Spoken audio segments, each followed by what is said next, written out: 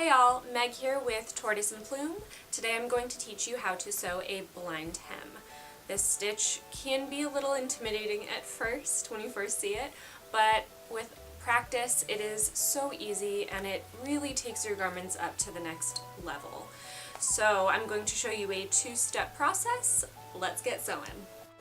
First things first, we're going to press down our hem allowance, what we've determined our hem allowance to be. I like to fully press this with an iron. You can finger press it, but I really do prefer pressing it down with an iron, make it nice and crisp. We're going to use a straight stitch to baste this down, and we're going to use a stitch length of 5 or a pre-programmed basting stitch. So we're just going to sew this down. It's going to act as a guide for our blind hem.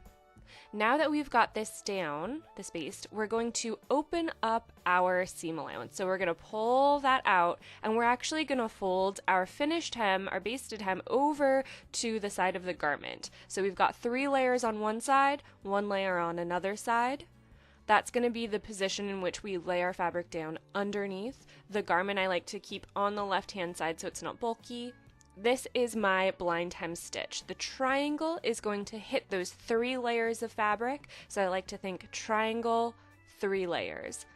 I do like to change it from a 2.4 stitch length to a 3.0 stitch length. I feel it doesn't pucker and pull my fabric as much, and I'll show you that later. So this is going to be a 5 foot, or the blind hem foot, 5 for Berninas. It's got a metal guard that goes all the way through the foot, which is very useful for blind hem, but I don't necessarily prefer this foot. Instead, I like to use my 10 foot, which is an edge stitch foot, so I can really adjust where my needle is sitting. If I need to move it over a little bit, I'm not afraid of it hitting that metal bar right in the center.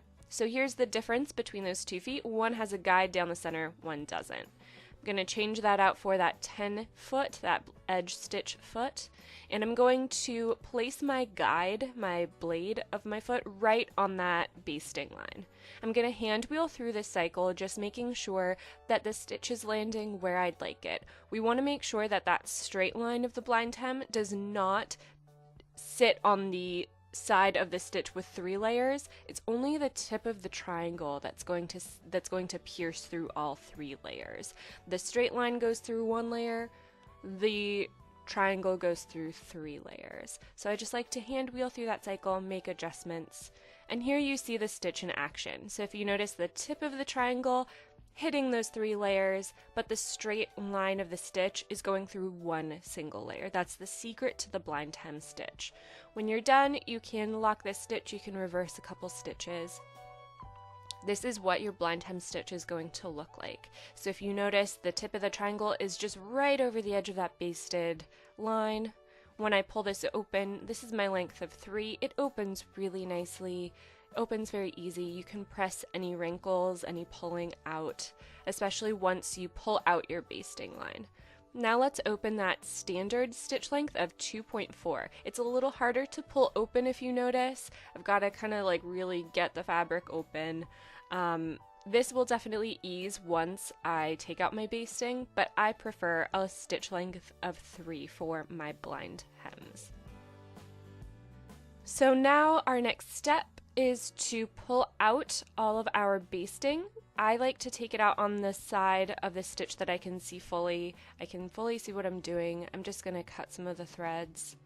That stitch length of 5 or that basting stitch is so easy to pull out. So I'm just going to rip a few stitches, open up my stitch, pull up my front basting thread, and just kind of pull it on out. If you're working with a really delicate fabric, you can kind of cut it out a little bit more, but with standard cottons, denims, twills, I'll just pull it out. It's not that big of a deal. So this is my final blind hem stitch. Once I press an iron to it, put an iron to it, it's going to lay nice and flat. With the same color thread, it'll be imperceptible. So much for watching today. If you want to see more, you can subscribe below. I'm going to be posting a quick stitch video once a week, and I want to get through all of the stitches. Hopefully we can get all those stitches demystified for you. You can kind of figure out why those stitches are on your machine and what they're used for. So please do subscribe if you want to see more. Thank you again for watching. Happy sewing, and I'll see you next time. Bye.